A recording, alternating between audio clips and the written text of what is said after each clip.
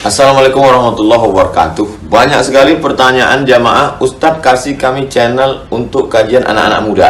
Di antara anak muda berasal dari Aceh, luar biasa, channelnya Maulizul Akbar Nak. Tonton, subscribe, like, share, komen. Assalamualaikum warahmatullahi wabarakatuh.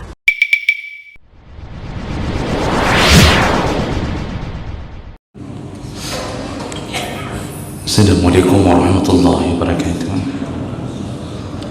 Alhamdulillahi rabbil alamin, bi ni'matihi tatimmu shalihat. Asyhadu an la ilaha illallah wahdahu la syarika lah wa asyhadu anna Muhammadan 'abduhu wa rasuluhul karim. Allahumma shalli wa sallim ala nabiyyina al-mustafa Muhammadin wa ala alihi wa ashabihi ajma'in. Amma ba'd.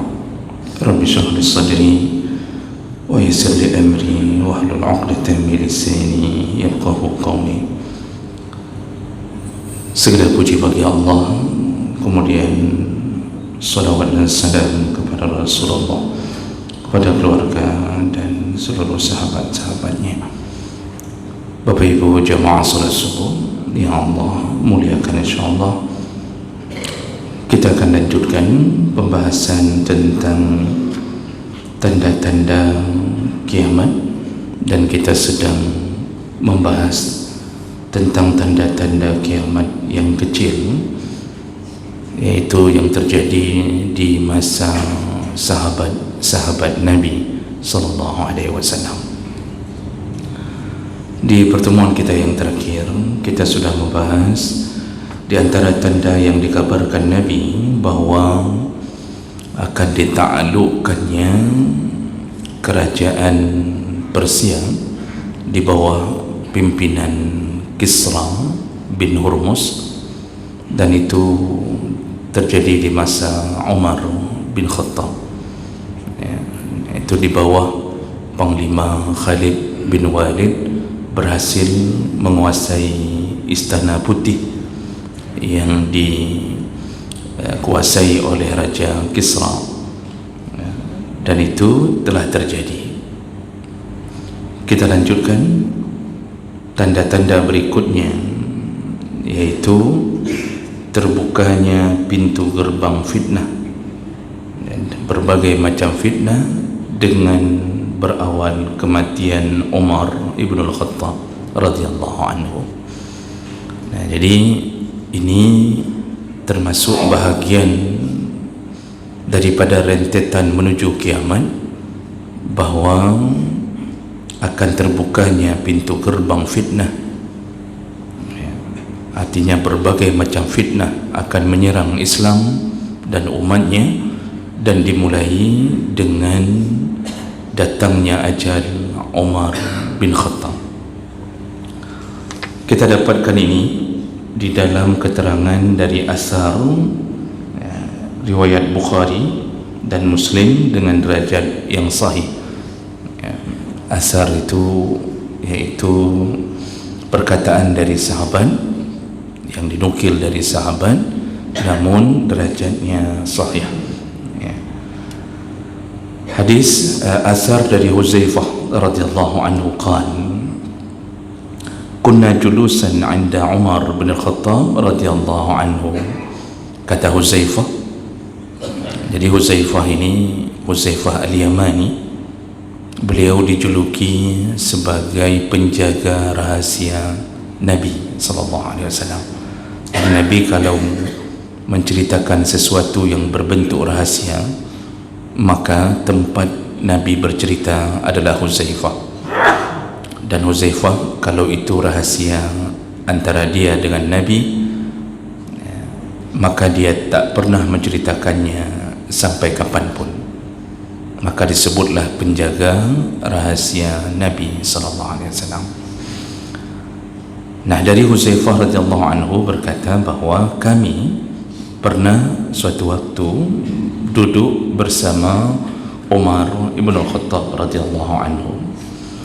Faqal, jadi ketika para sahabat sedang duduk bersama Umar, dan Umar pada waktu itu menjabat sebagai khalifah, Umar bertanya, ayyukum yahfadhu qawla Rasulillah sallallahu alaihi wasallam fil fitnah, siapa di antara kalian yang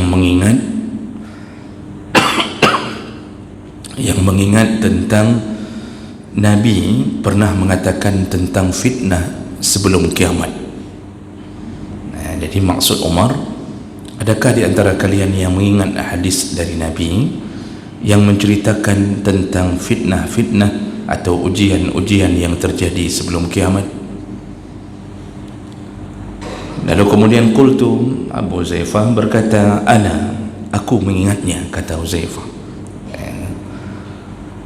Qal, lalu Umar mengatakan, innaka alaihi atau alaiha la jari', ceritakanlah wahai Huzaifah, engkau adalah seorang jari'. Jari' itu seorang yang pemberani. Maksudnya Huzaifah dipuji oleh Umar tanpa ragu. Dia mengatakan bahawa aku mengingat hadis Nabi tentang itu. Maka dipuji, engkau adalah seorang yang penuh dengan keberanian, ceritakanlah. Qultu, lalu aku berkata, artinya Huzaifah berkata, fitnatur rajul fi ahlihi wa malihi wa waladihi wa jarihi tukaffiruha as-salatu was-sawm was-sadaqah wal-amru wan-nahyu. Jadi Huzaifah kemudian berkata bahawa nanti sebelum kiamat akan terjadi fitnah, iaitu tentang orang-orang akan diberi fitnah dengan keluarganya, hartanya, anak-anaknya, tetangganya. Wa tukaffiruha as-salah was-sawm was-sadaqah. Tapi semua yang terjadi fitnah-fitnah tersebut itu akan berakhir atau bisa digugurkan dengan kalau kita senantiasa salat, berpuasa, bersedekah, al-amru wan nahyu, dan melakukan amar ma'ruf nahi mungkar. Jadi Huzaifah mengatakan tentang fitnah yang nanti akan terjadi dan banyak terjadi sebelum kiamat adalah fitnah tentang bagaimana seseorang mendapat ujian melalui keluarganya, hartanya, tentang anak-anaknya, tetangganya, dan seterusnya. Namun kemudian Umar menimpali dengan mengatakan, laisa hadza urid. Huzaifah, bukan yang itu yang kumaksud. Berarti Umar ingin mengatakan bukan tentang fitnah itu yang kumaksud. Walakinnal fitnah allati tamuju kama yamujul bahr. Tapi yang ku ingin tahu, pernahkah ada hadis Nabi yang menyatakan tentang akan munculnya fitnah yang paling besar-besar, mulai fitnah besar-besaran seperti gelombang lautan yang datang. Jadi kalau bahasa kita bagaikan tsunami.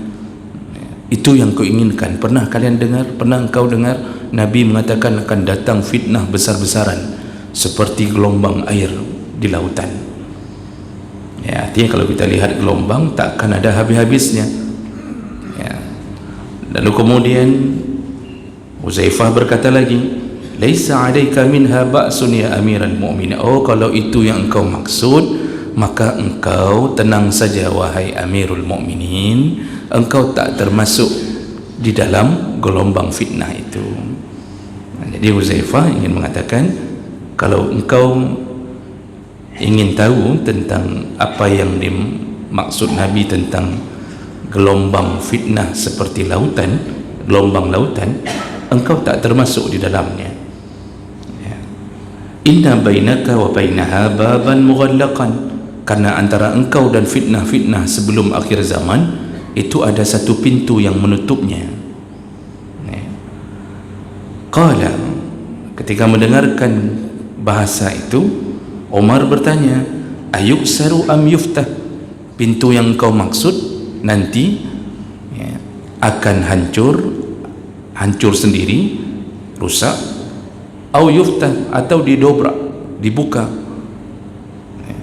Jadi Umar ingin mengatakan bahawa aku tak termasuk dalam fitnah-fitnah besar itu karena ada pintu. Nah, pintu itu nanti terbukanya dengan rusak sendiri atau dengan didobrak, dirusakkan. Qala, kemudian Uzaifah berkata, yuksar, dia akan didobrak, dia akan didobrak dengan paksa untuk membuka pintu gerbang fitnah itu. Qala izan la yughlaqu abadan, kalau begitu, kalau sudah rusak, kata Umar, maka tidak mungkin pintu itu diperbaiki kembali. Kalau pintu itu didobrak dan rusak, berarti tidak mungkin lagi diperbaiki kembali sampai datangnya kiamat. Jadi maksud Umar, kalau pintu itu sudah rusak, maka fitnah terus datang bergelombang sampai kiamat, dan tidak ada yang bisa menahannya lagi. Setelah percakapan itu di antara Huzaifah dengan sahabat-sahabat yang lain, itu terjadi percakapan pribadi. Qulna, kami sahabat yang lain kemudian bertanya kepada Huzaifah, akana Umar ya'lamul bab, itu tadi Umar tahu tidak dia pintu itu apa yang dimaksud, pintu penahan fitnah itu? Qala na'am, Huzaifah berkata kepada sahabat yang lain, benar, dia tahu. Kana anna dunal ghaddi al-laila, Umar itu tahu yang dimaksud dengan pintu itu seperti dia tahu pergantian siang dan malam. Jadi maksudnya dia pasti tahu, karena sebagaimana dia tahu bahwa nanti malam, nanti sore akan datang malam, kemudian menjelang subuh akan datang siang, begitulah jelasnya Umar tahu apa yang ku maksud tadi. Lalu kemudian di ujung hadis, Uzaifah ditanya oleh salah satu muridnya, yaitu bernama Masruq, karena penasarannya semua sahabat yang lain, karena Uzaifah bicara dengan Umar bahasa-bahasa yang tak dimengerti oleh sahabat yang lain, apa yang dimaksud dengan pintu fitnah yang akan dirusak itu.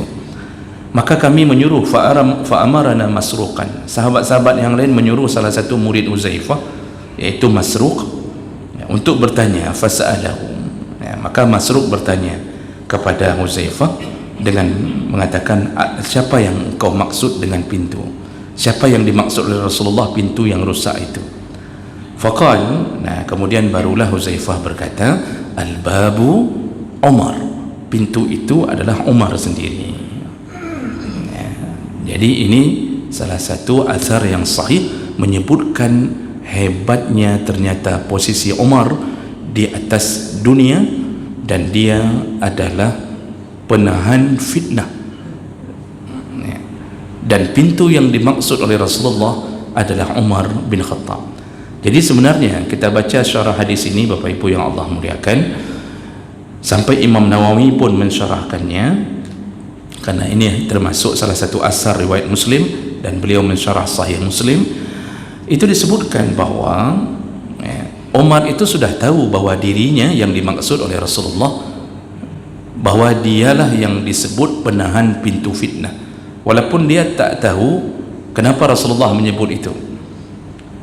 Dan Rasulullah sudah memberitahu Umar sebelum asar tentang Huzaifah ini. Buktinya dalam hadis-hadis yang lain itu disebutkan bahwa beberapa sahabat,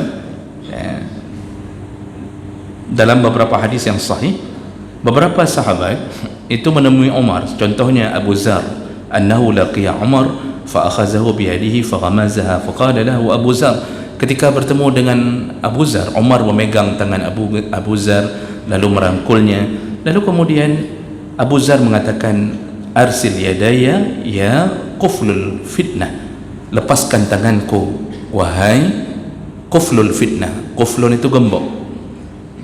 Jadi Abu Zar dari dulu sudah menjuluki Umar dengan quflul fitnah, yaitu engkau adalah gemboknya fitnah.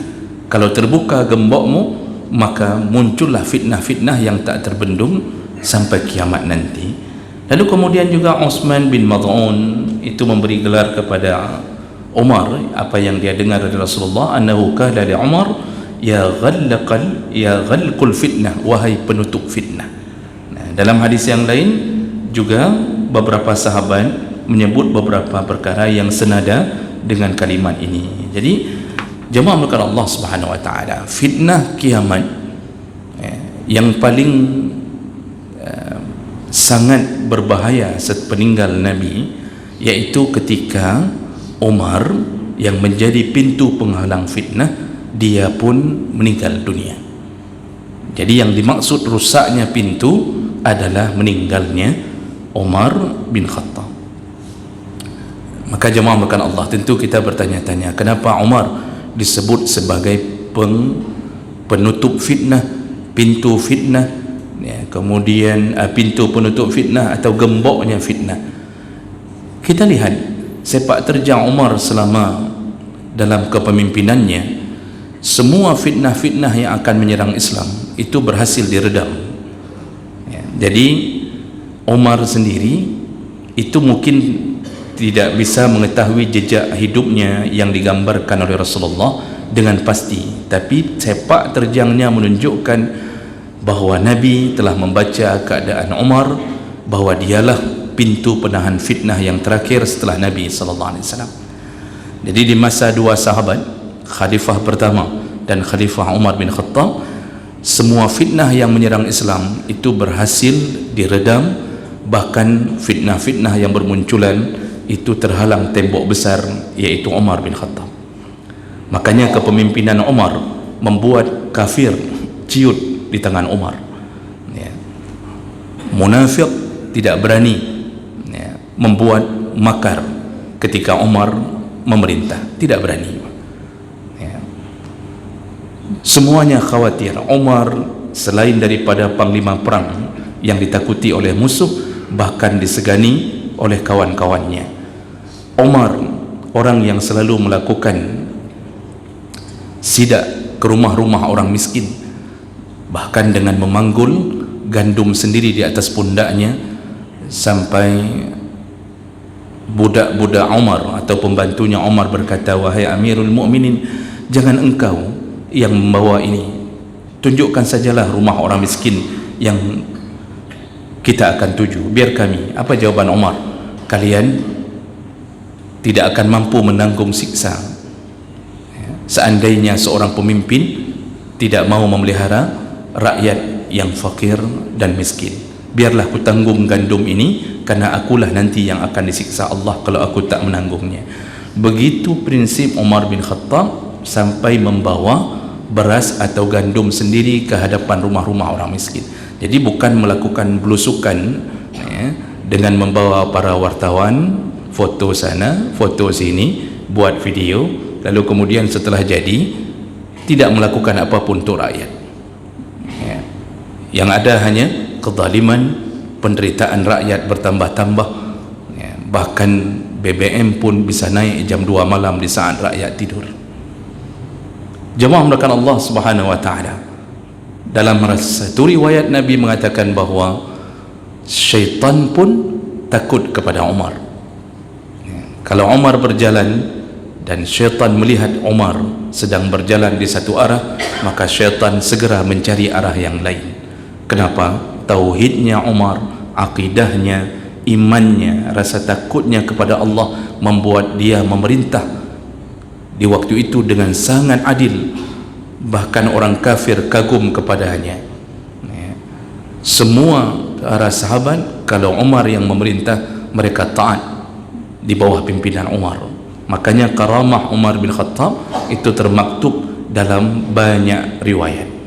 Salah satu karamahnya adalah ketika beliau khutbah Jumaat, lalu tiba-tiba isi khutbahnya berubah, dia menjadi seorang panglima perang. Tiba-tiba dia mengatakan, mundur, lalu berbarislah, buatlah pasukan dari sebelah kanan menujulah ke kiri, sehingga para jamaah bingung. Tiba-tiba Umar sedang khutbah Jumaat di Madinah berubah jadi panglima perang. Ketika turun ditanya, ada apa wahai Umar? Kenapa tiba-tiba engkau berubah menjadi panglima perang? Apa kata Umar? Pasukan yang sedang kukirim di sana, aku dinampakkan oleh Allah keadaan mereka, maka aku mengaturnya langsung dari Madinah. Para sahabat percaya karena Umar salah satu orang yang dijamin surga. Tapi untuk menambah kepercayaan itu, pulang pasukan mereka bertanya, kalian mendengar suara Umar di hari Jumat yang lalu sekian-sekian, kalian dengar suara Umar di sana? Apa kata para pasukan perang? Kami mendengarnya seperti kami sedang berhadapan dengan Umar bin Khattab. Itu dalam riwayat yang sahih.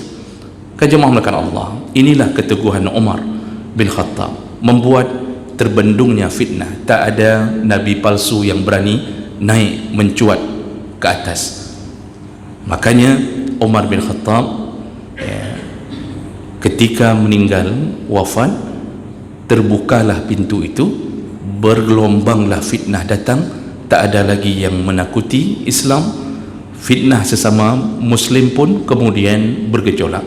Maka kita lihat nanti sejarahnya itu, setelah Umar wafat, pertikaian sesama Muslim, perang Waqi'atul Jamal antara Ali bin Abi Talib dengan Talha, Zubair bin Awam, yang kemudian ditemani oleh Aisyah radhiyallahu anha.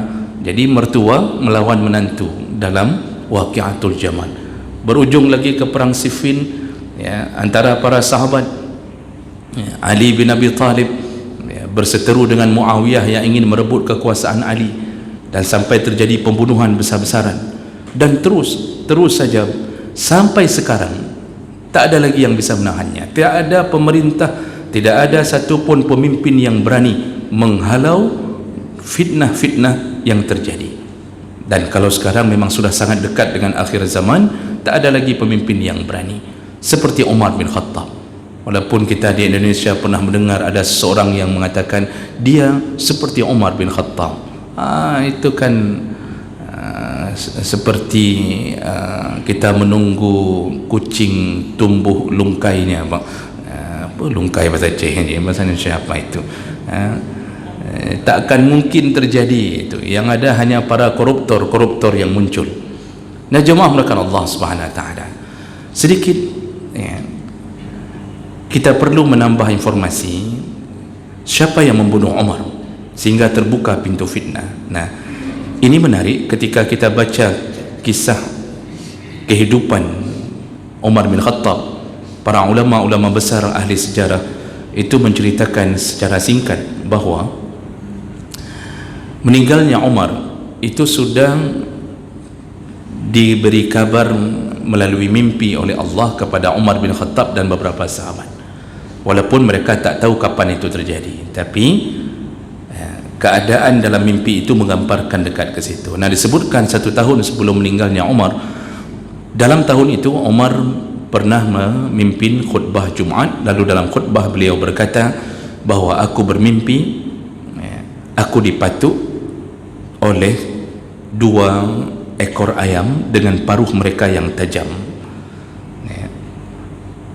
dan kemudian aku meninggal dunia. Kata Umar, nanti kalau aku meninggal, kata Umar, maka selanjutnya pemimpin setelahku akan diputuskan setelah dimusyawarahkan oleh 6 orang sahabat yang terbaik. Begitu kata Umar dalam khutbahnya yang terakhir. Tapi tidak ada yang tahu yang dimaksud dengan dipatuk dengan 2 ekor ayam yang dengan paruh yang sangat tajam itu apa maksudnya. Tapi itu tanda-tanda Umar sudah mengetahui dia seperti akan menghadapi nasib seperti itu. Dan apa yang terjadi, Bapak Ibu yang Allah muliakan, ternyata Umar syahid dengan dibunuh oleh Abu Lu'lu'ah. Nama aslinya Al-Fayrus An-Nahrafandi, orang Persia, budaknya Mughirah bin Syu'bah. Dan dia ketika membunuh, dia berpura-pura salat dalam saf salat subuh bersama Umar. Lalu kemudian di tengah salat, ketika Umar baru memimpin salat, lalu si Fairuz atau Abu Lu'lu' maju dan menikam Umar dengan pedang atau pisau yang dibuat dengan 2 mata. Nah, jadi dalam disebutkan dalam riwayat, dia sengaja membuat pisau matanya 2. Itulah yang ternyata yang dimaksud dalam mimpi Umar. Dia dipatuk oleh 2 ayam yang paruhnya sangat tajam, ditusuk sampai tembus ke ususnya sehingga Umar terjatuh. Lalu kemudian di saat itu Umar bertakbir, lalu kemudian Umar sempat menarik tangan Abdurrahman bin Auf untuk menggantikan dia imam, padahal itu baru rakaat pertama. Umar sedang membaca surat Yusuf atau surat An-Nahl dalam keterangan para sahabat. Antara 2 itu sahabat lupa ingat apakah Yusuf atau An-Nahl. Nah, kemudian Abdurrahman bin Auf menggantikannya dengan cepat, memendekkan salatnya. Lalu Umar radhiyallahu anhu diangkat, dipapah dengan darah yang sudah bertumpahan. Lalu kemudian sampai di rumahnya, Umar diberi minum dengan an-nabis, iaitu air yang dicampur dengan perasan kurma. Dan ketika air itu diminum, keluar kembali melalui bekas tusukan di tubuh Umar tadi. Diminumkan lagi, ternyata semuanya kembali mengalir dari tempat Umar ditusuk. Di situ para sahabat tahu tiada harapan kepada Umar. 3 hari setelah itu Umar bin Khattab wafat, dan ketika wafat bergemalah tangisan, semua kesedihan muncul di kalangan sahabat, sehingga disebutkan dalam kitab-kitab sejarah tidak ada satu keluarga pun yang tidak berduka dengan kematian Umar bin Khattab. Ali meneteskan air mata, semua sahabat, dan mereka kemudian memuji-muji Umar dengan mengatakan telah datang fitnah yang besar setelahmu wahai Umar bin Khattab. Jadi si Fairuz Abu Lu'lu' sendiri itu ketika sudah membunuh Umar, dia berhasil membunuh 7 orang lain lagi dan melukai sekitar 5 orang yang lain. Jadi dia tusuk semuanya yang di saf pertama, siapapun dia temui ditusuknya. 7 orang meninggal selain daripada Umar bin Khattab, 5 orang lagi itu terluka parah. Lalu dia ditangkap beramai-ramai, dan ketika ditangkap itu dia tahu bahwa dirinya tak mungkin lepas dan pasti dikisas. Lalu dia akhirnya menusuk dirinya sendiri dengan pisau yang dia gunakan sendiri. Itu nasib Lu'lu' Abu Lu'lu', iaitu budaknya Mughirah. Nah, pertanyaannya, kenapa Abu Lu'lu' punya dendam kepada Umar? Siapa yang menyuruhnya? Kalau kita baca sejarah selengkapnya, ternyata Abu Lu'lu' itu ketika bekerja di bawah majikan, iaitu Mughirah bin Syu'bah, satu hari dia dibayar 4 dirham. Satu hari dia dibayar 4 dirham. Kemudian Abu Lu'lu' merasa kerjanya terlalu berat, tidak sesuai dengan gajinya. Disitulah dia mengadu kepada Umar agar menasihati Mughirah untuk menambah gajinya atau mengurangi beban kerjanya. Ketika dia mengatakan kepada Umar agar menemui Mughirah, Umar menasihati Abu Lu'lu' dengan mengatakan, taatlah engkau kepada majikanmu, berbuat baiklah, jangan engkau lawan majikanmu. Setelah ini aku akan tetap berbicara dengan Mughirah. Rupanya Abu Lu'lu' merasa tak senang dengan nasihat Umar. Kata Abu Lu'lu', semua orang diberi keringanan oleh Umar kecuali aku. Maksudnya, kenapa Umar menyuruh aku berbuat baik kepada Mughirah? Padahal kulaporkan kepadanya tentang keadaanku. Di situ timbul dendam dan dia mulai membuat pisau dengan mata 2. Terjadilah penusukan itu. Dan dia orang Persia, dan hari ini dibangga-banggakan oleh orang Syiah sebagai pembunuh musuh Allah. Begitu orang Syiah memuji-muji Abu Lu'lu' karena kebencian mereka terhadap Umar bin Khattab. Nah, jemaah melakukan Allah, sebelum Umar meninggal, ada catatan penting yang perlu kita tahu, bahwa ketika hari ketiga dia mau meninggal, ketika hari pertama dia merasa dirinya terluka parah dan ini mungkin sudah waktunya, dia segera mengatakan kepada anaknya Abdullah bin Umar, dia katakan, wahai Abdullah, engkau sudah lihat keadaan ayahmu dan inilah takdir Allah kepada aku. Dan dia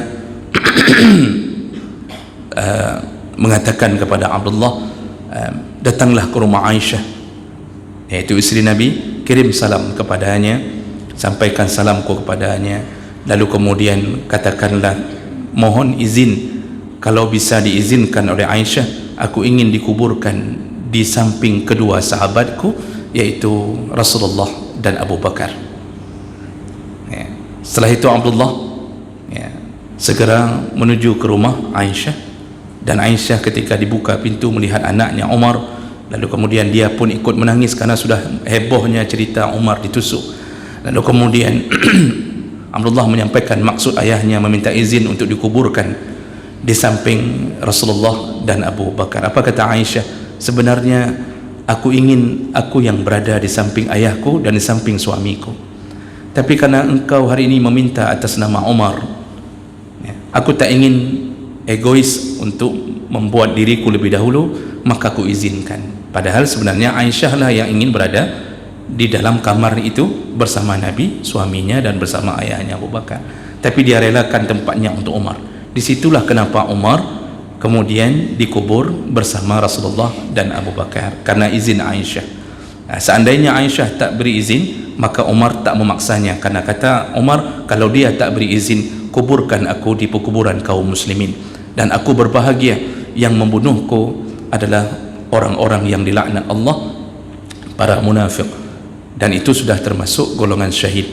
Karena Rasulullah telah mengatakan dengan mukjizatnya, Umar syahid bersama Utsman bin Affan, berdasarkan hadis dari Anas bin Malik ketika Nabi sallallahu alaihi wasallam sa'ida Uhudan wa Abu Bakar wa Umar wa Utsman. Pada suatu hari Nabi berada di atas gunung Uhud bersama Abu Bakar, Umar, dan Utsman.